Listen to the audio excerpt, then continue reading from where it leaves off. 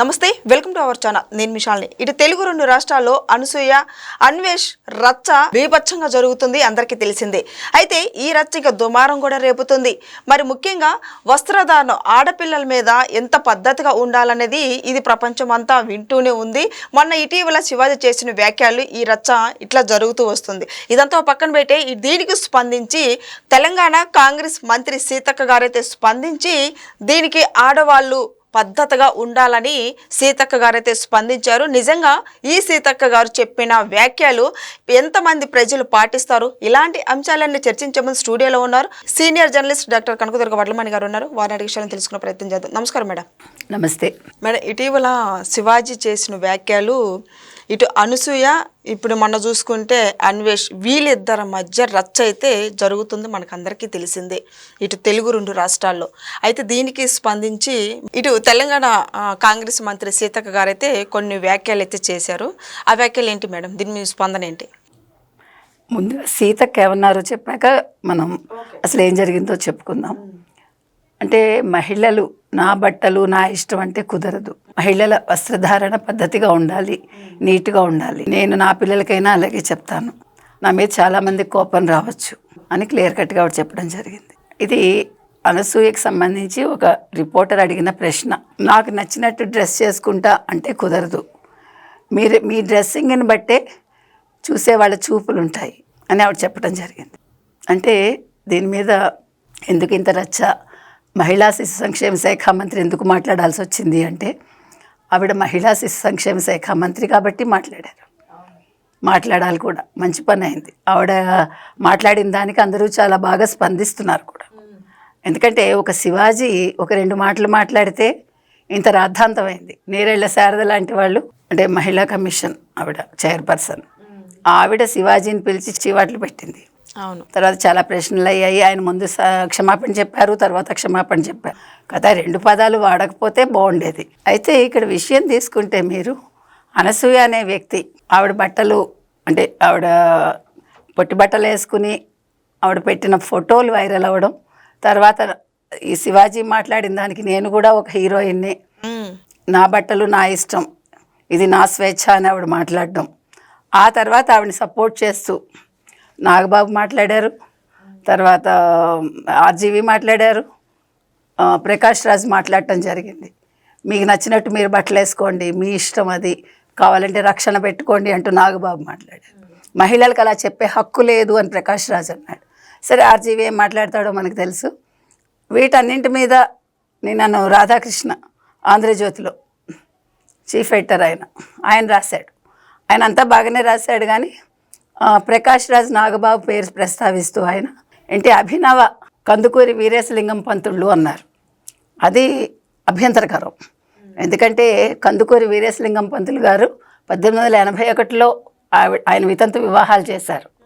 ఆయన చాలా గొప్ప వ్యక్తి, ఆయన సంఘ సంస్కర్త. ఆయన ఎవరి దగ్గర రూపాయి చేయిచార్చి తీసుకోలేదు. ఆయన సంఘాన్ని ఉద్ధరించడం కోసం మంచి పనులు చేశాడు. ఆయనతో వీళ్ళని పోల్చడం అనేది అసంబద్ధం నా దృష్టిలో. రాధాకృష్ణ మాట వెనక్కి తీసుకోవాలి, క్షమాపణ కూడా చెప్పాలి. రెండోది, ఇతను ఎవరు ఆర్జీవి గురించి ప్రస్తావించలేదు అందులో. మరి ఎందుకనో మనకు తెలియదు రాధాకృష్ణ ఎందుకు ప్రస్తావించలేదు. అంటే మరి వీళ్ళందరూ కూడా అందరినీ ప్రశ్నిస్తారు కదా, అందుకని మనం కూడా ప్రశ్నించాలి. ఇప్పుడు మంచి అయితే మంచి అని చెప్తాము, మంచి కాకపోతే మంచి కాదని చెప్తాము. సో ఇవాళ సీతక్క స్పందన మీద వీళ్ళందరూ ఎలా స్పందిస్తారు? ఇప్పుడు వీళ్ళందరూ మాట్లాడాలి. ఒక మంత్రి, కాంగ్రెస్ మంత్రి మాట్లాడాక వీళ్ళందరూ మాట్లాడకుండా ఉంటారా? మంత్రి అయినా కూడా మాకు పర్వాలేదు, మేము మాట్లాడతామంటారా? రాష్ట్ర ప్రభుత్వాన్ని ఎదిరిస్తారా? మేము సెలబ్రిటీలం, మేము ఏం మాట్లాడినా చెల్లుతుందంటారా? చూడాలి ఇప్పుడు ఏం జరుగుతుందో. అవును. ఎందుకంటే ఇవాళ మంత్రి సీతక్క ఒకటే చెప్పారు, నా పిల్లలకైనా అలాగే చెప్తానంత ఆవిడ. మనం కూడా అదే చెప్పాం. ఇప్పుడు అనసూయ లాంటి వాళ్ళని మనం మీరు వేసుకోవద్దని మనం చెప్పలే, మీకు నచ్చినట్టు వేసుకోండి, పద్ధతిగా వేసుకోండి అన్నాం. నేను ఎలా వేసుకున్నా మగవాళ్ళ చూపుల్లో మార్పు రావాలి, మీరు అలా చూడకూడదు, మీరు వికారంగా చూడకూడదు, వక్రంగా చూడకూడదు అని వీళ్ళందరూ అన్నారు కదా, ఈ సోకాళ్ళు మగవాళ్ళు కూడా. మరి వాళ్ళ సీతక్క అదే మాట కదా చెప్పింది ఆవిడ. ఇప్పుడు ఏమంటారు మీరు? తర్వాత ఇవాళ రాశి ఒక వీడియో విడుదల చేసింది ఆవిడ, హీరోయిన్ రాశి. గతంలో ఎప్పుడో జబర్దస్త్లో రాశి వారి ఫలాలు అని అనసూయ మాట్లాడింది. అంటే ఆది అంటాడు రాశి ఫలాలు రాశివారి ఫలాలు కాదు అంటాడు. దానికి రోజా నవ్వుతుంది, జడ్జిగా ఉన్న రోజా. దాని మీద ఇవాళ హర్ట్ అయ్యి ఆవిడ, నేను అప్పుడే మాట్లాడలేదు, ఇవాళ అడుగుతున్నాను నేను అని ఒక వీడియో విడుదల చేసింది ఆవిడ.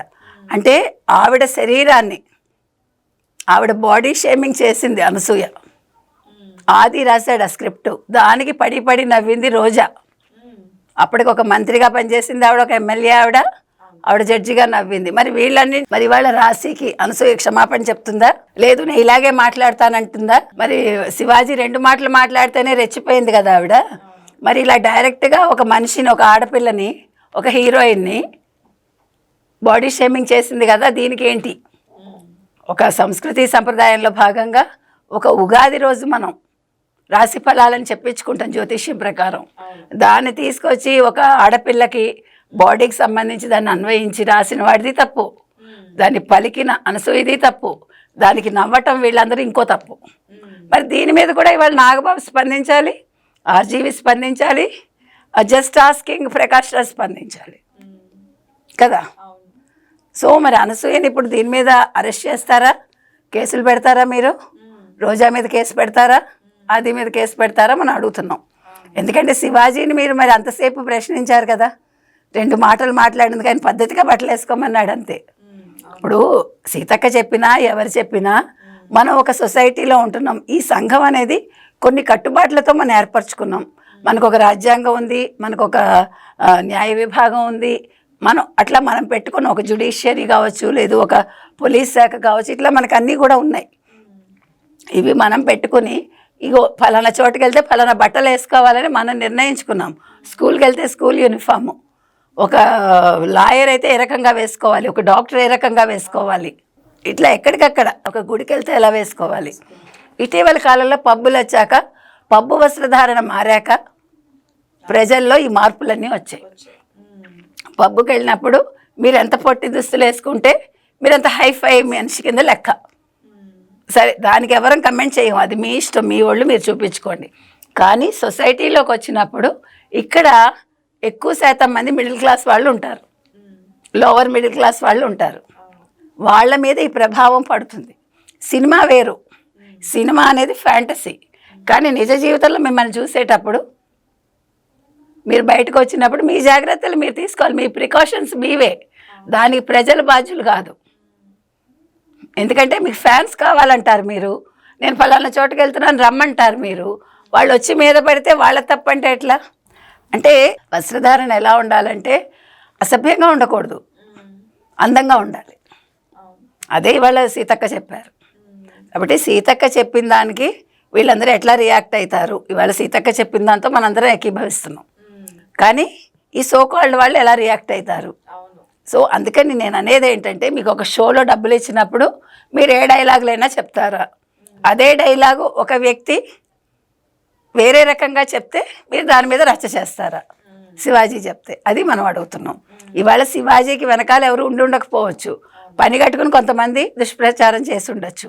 కానీ ఇవాళ సీతక్కకి ఏం చెప్తారు సమాధానం వీళ్ళందరూ? మనం అడుగుతున్నది అది. కాబట్టి ఈ అంశం మీద వీళ్ళందరూ స్పందించాలి. తర్వాత అనసూయ అంది నా చుట్టూ పారాసైట్స్ ఉన్నాయని. నిన్నను పారాసైట్స్ అంటే పరాన్న జీవులు, లేకపోతే పరాన్న భుక్కులు అంటారు. ఈ పరాన్న జీవుల్లో నల్లి, తర్వాత పేను, తర్వాత కొన్ని మొక్కలు ఉంటాయి, అవి పరాన్న జీవులు. అయితే మనుషుల్లో పరాన్న జీవులు ఎవరంటే, పరాన్న భుక్కులు ఎవరంటే కష్టపడి పని చేయకుండా పక్కవాడి మీద పడి తినేవాడు పరాన్న భుక్తుడు వాడు. అయితే ఇప్పుడు మనందరం కూడా పరాన్న భుక్తులం కాదు, ఈవెన్ అనసూయ కూడా కాదు, మనందరం కష్టపడుతున్నాం. కాకపోతే పరాన్న భుక్తులు ఎవరు? సోషల్ మీడియా అంటుంది ఆవిడ కూడా సోషల్ మీడియాలో ఉంది కదా. ఇప్పుడు నీ వీడియోస్ పక్కవాడు చూస్తేనే నీకు డబ్బులు వస్తాయి. సో నువ్వు కూడా పారాసైట్వే, అందరూ పారాసైట్సే ఆ రకంగా చూసుకుంటే. కాబట్టి ఇప్పుడు ఎవరు అన్నట్టు, మిమ్మల్ని మీరు అనుకున్నట్టే అనసూయ అంటున్నాం మనం.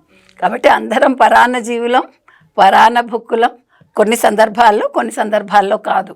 కాబట్టి ఇవాళ అనసూయ ఆలోచించుకోవాల్సింది, ఆవిడ ఇప్పుడు ఏం సమాధానం ఇస్తారు సీతక్కకని. Okay madam, thank you.